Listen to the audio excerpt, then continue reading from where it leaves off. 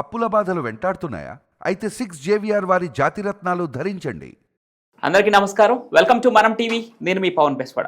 ప్రముఖ సామాజిక రాజకీయ విశ్లేషకులు అప్పసాని రాజేష్ గారు మనతో ఉన్నారు. సార్తో మాట్లాడదు. సార్ నమస్కారం. నమస్కారం. చెవిరెడ్డి భాస్కర్ రెడ్డి అమాయకుడు, అతని పైన అక్రమ కేసులు బనాయించారు. ఇది మాజీ ముఖ్యమంత్రి వాళ్ళ నేత గురించి చెప్తున్నటువంటి మాటలు. కట్ చేస్తే 33 మంది ఎమ్మెల్యేలకి 4 ఎంపీలకి ఆ సొమ్ము ఏదైతే ఉందో 300 కోట్ల రూపాయలు ఈ నగదు చేరినట్లుగా తెలుస్తూ ఉంది చెవిరెడ్డి భాస్కర్ రెడ్డి. సో ఏం చెప్తారు పూర్తిగా చెవిరెడ్డి భాస్కర్ రెడ్డి గురించి? అంటే ఇక్కడ ఒకటి వాస్తవమైన పరిస్థితి ఏంటి అంటే, మొన్న చెవిరెడ్డి భాస్కర్ రెడ్డి గారి కుటుంబ సభ్యుల చేత ఒక లేఖ విడుదల చేయబడింది. నా పట్ల మీకు ఏదైనా అనుమానం ఉంది అని చెప్పని నాకు ఒక ఫోన్లో మెసేజ్ పంపించున్నా నేను మీకు విచారణకు హాజరై ఉండేవాడిని కదా. నా ప్రమేయం ఉంది అని చెప్పనే సమాచారం కూడా మీరు ఎప్పుడు ఇవ్వలేదు. నేనేదో నా వ్యాపార పనుల నిమిత్తం నేను విదేశీ పర్యటనకు వెళ్ళటానికి ప్రయత్నం చేస్తున్నప్పుడు ఎటువంటి ముందస్తు సమాచారం లేకుండా నా మీద లుకౌట్ నోటీస్ జారీ చేశారు. ఆ జారీ చేసి నన్ను అరెస్ట్ చేశారు. నాకు ఎటువంటి నోటీసులు నా వివరణ తీసుకోకుండా నన్ను అరెస్ట్ చేశారు అని చెప్పి ఆయన మాట్లాడుతున్నారు. అయితే ఇక్కడ గమనించుకోవాల్సిన అంశం ఏంటి, చంద్రబాబు నాయుడు గారు అరెస్ట్ జరిగింది ఒకనాడు 2023 సెప్టెంబర్ 9వ తారీఖు రోజు. చంద్రబాబు నాయుడు గారు అరెస్టు జరిగిన నాడు ఇదే విధమైన కొన్ని ప్రశ్నలు చంద్రబాబు నాయుడు గారి ద్వారా లేవనెత్తడం జరిగింది. మీరు ఏ ఛార్జెస్ మీద నన్ను అరెస్ట్ చేస్తున్నారు, ఎందుకు అరెస్ట్ చేస్తున్నారు, మీ దగ్గర ఉన్న సాక్ష్యాధారాలు ఏంటి అని చెప్పని ఆయన వైపు నుంచి ఆనాడు తను అరెస్ట్ చేయడానికి వచ్చిన కొల్లి రఘురామరెడ్డి సిట్ డిఐజీ ఆయన్ని ప్రశ్నిస్తే, మీరైతే ముందు నడవండి మాతో పాటు, మిమ్మల్ని అరెస్ట్ చేయడానికి మా దగ్గర వారెంట్ ఉంది, మీకు కొద్ది గంటల తర్వాత మీ మీద ఏమేమి ఛార్జెస్ ఉన్నాయి, మా దగ్గర ఉన్న సాక్ష్యాధారాలు ఏంటనేది మేము వివరించి చెప్తాము అని చెప్పని ఆయన అదుపులోకి తీసుకొని అరెస్ట్ చేశారు. అరెస్ట్ చేసిన తర్వాత మరుసటి రోజు అంటే ఇవాళ తెల్లవారుజామున అరెస్ట్ చేస్తే రేపు తెల్లవారుజామున ఆయన్ని 24 గంటల లోపు ఏసీబీ కోర్టు న్యాయమూర్తి గారి ముందు ప్రవేశపెట్టే సందర్భంలో అప్పుడు రిమాండ్ రిపోర్ట్లో ఈయన మీద ఏం ఛార్జెస్ అనేది మెన్షన్ చేశారు. దాంట్లో కాంక్రీట్ ఎవిడెన్స్ వాళ్ళ దగ్గర ఏం లేదు.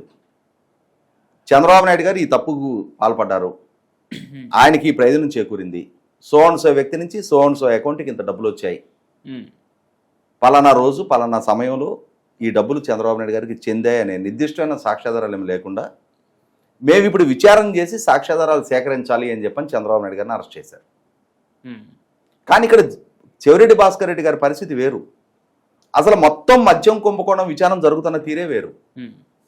మద్యం కుంభకోణం ఆరోపణలు వెలుగులోకి వచ్చిన తర్వాత ప్రభుత్వం ద్వారా నియమించబడ్డ సిట్టు ఒక్కొక్కరి ప్రమేయాన్ని ఒక్కొక్కరి పాత్రని నిర్ధారించుకుంటూ వాళ్ళకి నోటీసులు ఇచ్చి వాళ్ళని విచారణకు పిలిచి వాళ్ళ వివరణ తీసుకున్న తర్వాత వాళ్ళ ప్రమేయం నిర్ధారణ అయితేనే అరెస్టులు చేస్తున్నారు. చెవిరెడ్డి భాస్కర్ రెడ్డి గారు నాకు ముందస్తు నోటీసులు ఇవ్వకుండా నన్ను ఎందుకు అరెస్ట్ చేశారని చెప్పి ఇప్పుడు ప్రశ్నిస్తున్నారు. వాస్తవంగా చెవిరెడ్డి భాస్కర్ రెడ్డి గారు విదేశీ పర్యటనకు వెళ్ళే ప్రయత్నం కనుక చేయకుంటే ఆయనకు కూడా నోటీస్ ఇచ్చే పిలిచేవాళ్ళు. ఆయన ప్రమేయం గురించి సిట్కి సమాచారం అందిన తర్వాత ఈ నగదు సరఫరా అభ్యర్థులకు పంపిణీ చేసింది చెవిరెడ్డి భాస్కర్ రెడ్డి ద్వారానే అని చెప్పనే సమాచారం సిట్టుకు చేరిన తర్వాత సిట్టు ముందస్తు సమాచారాన్ని సేకరిస్తూ ఉన్నారు. దానికోసం చెవిరెడ్డి భాస్కర్ రెడ్డి గారి పిఏ గిరిని ముందు తొడాలో పనిచేశాడు, తర్వాత బెవరేజెస్ కార్పొరేషన్లో పనిచేసిన గిరిని, అలాగే ఆయన గన్మెన్ మదన్ రెడ్డిని వాళ్ళని విచారించి వాళ్ళ దగ్గర నుంచి వాంగ్మూలాలు సేకరించారు. వాళ్ళకు కొంత పాత్ర నిర్ధారణ అవుతున్న నేపథ్యంలో లుకౌట్ నోటీస్ జారీ చేశారు. ఆయన విదేశీ పర్యటన కనుక ప్రయత్నం చేయకుండా ఉండున్నట్టయితే ఆయన కూడా నోటీస్ ఇచ్చి పిలిచేవాళ్ళు. కానీ ఆయన ఎప్పుడైతే వీళ్ళని పిలిచి వీళ్ళని విచారించిన తర్వాత తన ప్రమేయం నిర్ధారణ అవుతుంది, నిర్ధారణ అవ్వబోతుంది అనేది ఆయనకి, ఎందుకంటే ఇక్కడ ఆ ఇష్యూలో ఇన్వాల్వ్ అయ్యాడా లేదనేది ఆయనకి తెలుసు. ఇన్వాల్వ్ కానప్పుడు ఆయన విదేశీ పర్యటనకి వెళ్ళాల్సిన నెక్స్టే లేదు. కానీ ఆయన విదేశీ పర్యటనలకి ఎవరెవరైతే ఆరోపణలు ఎదుర్కొంటున్న ఇరువురు ఒకేసారి, వెంకటేష్ నాయుడు అలాగే భాస్కర్ రెడ్డి గారు ఇరువురు ఒకేసారి విదేశీ పర్యటనకి ప్రయత్నం చేసిన నేపథ్యంలో అప్పటికే లుకౌట్ నోటీసులు జారీ చేస్తున్న నేపథ్యంలో సిట్కి సమాచారం అందింది. అంటే ఇది చెవిరెడ్డి భాస్కర్ రెడ్డి గారు ఆయనకున్న ఉలిక్కిపాటుతో ఆయనకైనా తప్పించుకోవడానికి చేసిన ప్రయత్నంలో భాగంగా సిట్టుకు సమాచారం అంది. ఇప్పుడు ఈ క్షణాన ఆయన అదుపులోకి తీసుకోకుంటే ఆయన విదేశాలకు వెళ్ళే ప్రయత్నం చేస్తున్నాడు కాబట్టి ఆయనకి ముందస్తుగా నోటీసులు ఇచ్చే ఆస్కారం లేకుండా అరెస్ట్ చేయాల్సి వచ్చింది.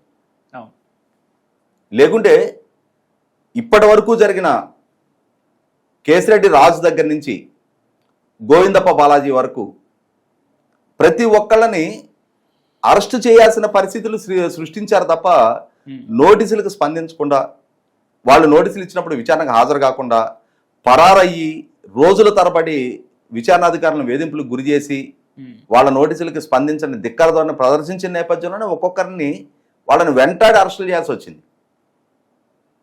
కాబట్టి ఇక్కడ మేము విచారణకు సహకరిస్తున్నాము, మాకు నోటీసు వచ్చుంటే విచారణకు మేమే సహకరించుండేవాళ్ళం కదా, నన్ను ఎందుకు అరెస్ట్ చేశారు అని చెప్పని వాళ్ళు ప్రశ్నిస్తున్న చెవిరెడ్డి భాస్కర్ రెడ్డి గారు ఈ మొత్తం విచారణలో ఇప్పటివరకు జరిగిన అరెస్టులను కనుక ఒకసారి పరిశీలించి చూస్తే సిట్టు ఫాలో అవుతున్న మెథడాలజీకి ఈ అక్యూజ్డ్గా ఆరోపణలు ఎదుర్కొంటున్న వాళ్ళు అనుసరిస్తున్న విధానాలకి మధ్య ఉన్న వ్యత్యాసం అర్థమవుతుంది. Proper due process sit follow అవుతూ ఉంది. నాడు చంద్రబాబు నాయుడు గారిని అచ్చెన్నాయుడు గారిని అరెస్ట్ చేసిన లాంటి ఎటువంటి సమాచారం లేని అరెస్టులు కాకుండా ఇవాళ వాళ్ళకి ముందుగా నోటీసులు ఇచ్చి వాళ్ళని విచారణకు పిలుస్తున్నారు. విచారణకు సహకరించకుండా పరారవుతున్నప్పుడు అరెస్ట్ చేయక ఏం చేస్తారు? 1, 2, 3, 4 సార్లు నోటీసులు ఇచ్చినా కూడా స్పందించకుండా పరారీలో ఉండి డెఫినెట్గా అరెస్ట్ చేసే పరిస్థితులు వాళ్ళే సృష్టించుకుంటా ఉన్నారు. నిజంగానే వీళ్ళు అమాయకులు, ఆణిముత్యాలు, వాళ్ళకి ఈ అంశంలో ఎటువంటి ప్రమేయం లేదు. అనవసరంగా వాళ్ళ మీద ఆరోపణలు చేసి వాళ్ళ వ్యక్తిత్వానికి వాళ్ళ గౌరవానికి భంగం కలిగిస్తూ ఉన్నారు.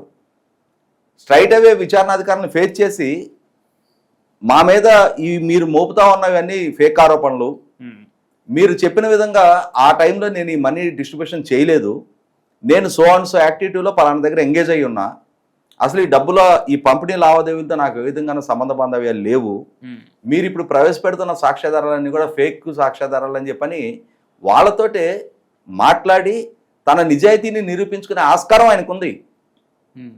కానీ ఇక్కడ ఎప్పుడైతే వరుసపెట్టి చూస్తూ ఉన్నాం మనం, పోలీసులను బట్టలో తీస్తానని చెప్పని బెదిరించిన కాకాని గోవర్ధన్ రెడ్డి దగ్గర నుంచి అసలు నాకెందుకు నోటీసులు ఇస్తున్నారు, నాకేం సంబంధం అని చెప్పని విచారణాధికారులని ధిక్కరించే లేఖలు రాసిన రాజకాశి రెడ్డి వరకు అందరూ పరారీ మంత్రాన్ని ఎంచుకున్నారు.